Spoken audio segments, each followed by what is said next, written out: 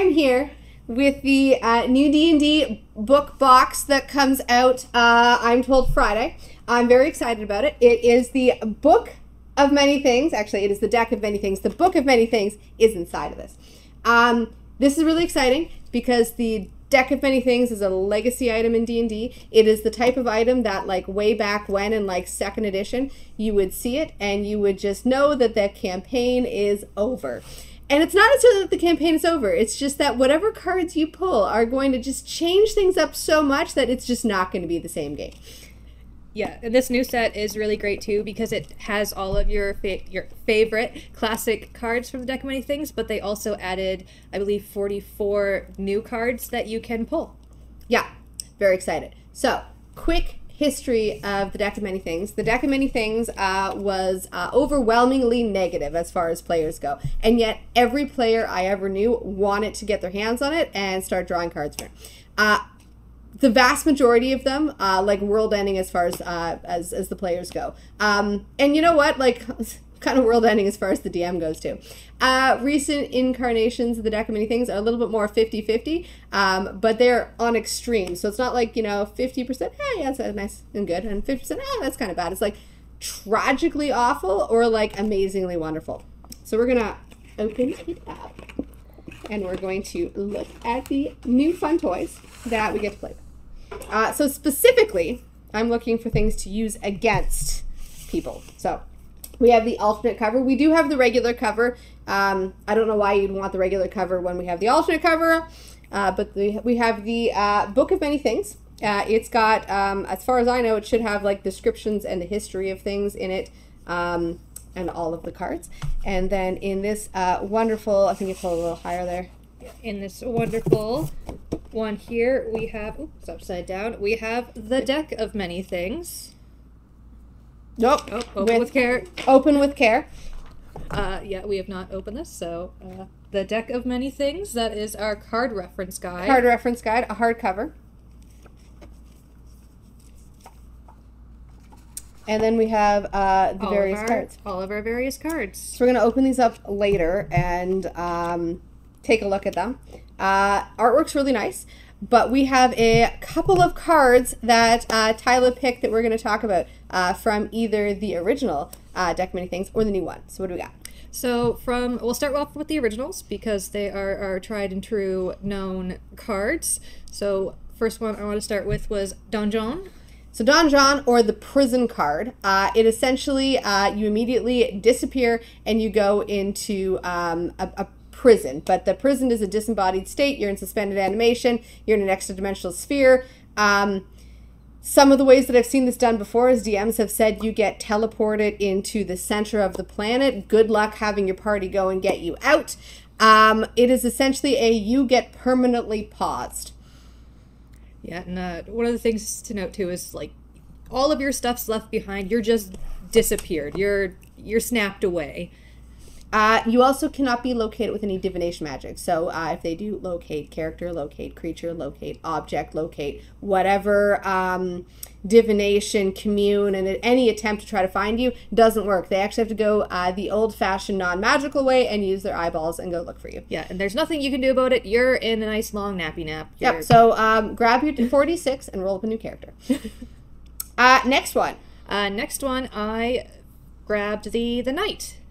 So you gain a knight, level 4 fighter, and he basically decides that you are the best person on Earth, and he follows you around to try and keep you safe. So a loyal servant, a 4th level fighter, sounds great at lower levels. However, you're typically getting the Deck of Many Things at a higher level. So I have heard many of my players end up saying that they feel so bad when they draw the Knight card because it's just an NPC who's so enthusiastic to follow you, wants to protect you, which means they're throwing themselves out in the front line to try to protect you. And if they're only a level 4 and you're like a level 10 or 11 or 12, there's no way that a level 4 knight can defeat that dragon that's coming at you. So it becomes very much I have to protect the guy who wants to protect me. And it could be a fun little role-playing thing. It's one of the positive cards, although it does become a someone you're taking care of. Yeah, it's the party dependent that you don't choose. It is chosen for you. Yeah. Next, we have the Rogue, which is fun. You draw the card, and somewhere in this world, on your plane of existence, some random NPC somewhere just wakes up and decides that they don't like you. And let's be honest, you've been adventuring for 5 to 10 levels. You've survived this long. You've skipped town a couple of times, or you've cleared up something, you've left problems in your wake. There's NPCs that dislike you. There's plenty of reasons that the DM could naturally have somebody dislike you and want to have it up for you. However, the deck of many things is a magical thing, and it could just make some random person you've never met before wake up and say, that guy is somewhere out there, and I'm going to get them. So, new cards? So on to the new cards that we found that seem pretty interesting. So first up that I liked was the Corpse card. This is a good one. Quite mean for the players. You drop to 0 hit points. You are unconscious. You start making death saving throws, and magic cannot stabilize you. So no healing wounds, no curatives, nothing like that. You have to, on your own, pass 3 death saving throws in order to stabilize. You have to roll. You're rolling for your life. There's nothing that can help you. And if you fail, the only way you can be resurrected is with a wish. So no revivify, no raise dead.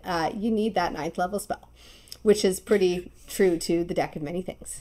The only way around most of the cards in the deck of many things is wish. And then next one on a similar note to the knight is the dragon, in the sense that you do acquire a dependent. A dragon egg appears before you and hatches, and the dragon wormling sees you as its parent, which I love. I've always wanted a dragon baby in D&D. I've gotten one a couple times, and it very quickly becomes more important to me than the party members, which I think is natural. Yeah. However, you're a parent. Yeah, and I quickly found out that dragons consume gold or diamonds, or some silver. The dragon baby that I had in a game only wanted silver, and I had gold pieces, and it couldn't consume gold, so I constantly had to go to the bank to change out silver for it. So this is the dependent that literally is going to eat all of your money, but it's a baby dragon. Let's be honest, you're going to keep it and feed it.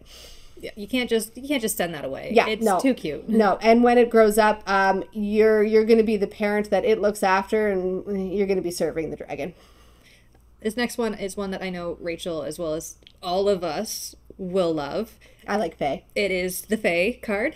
And what it is you draw this card, a Fae crossing opens up directly in front of you, and you're immediately pulled through in this flashing light of rainbows and all these different colors.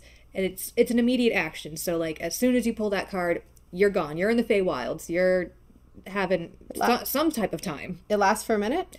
Yes. So okay. in your wake of being thrusted into this other dimension, there is a sliver of this Fae crossing left right above the deck for, I assume, your party members to venture forth to save your butt. Or at least not split the party by a literal realm of existence. So you get sucked into the Feywilds. I assume your party member comes after you. However, as the DM, the really mean thing that I can think of is that something else crosses through on the other side and messes up everything on the other side. So everything that you may have done there, an evil archfey might go through and be like, no, I'm going to mess with this now. Yeah, and it's very much up to your DM of where you land exactly in those Feywilds. So good luck. Last card we got is the Undead. Somewhere on the material plane, a revenant rises. If you don't know what a revenant is, it is an undead that rises with such a vendetta against something that it's its only reason for living, and it cannot find eternal rest until it kills the thing that it has a vendetta against. And yeah, this one just so happened to decide that vendetta is with you.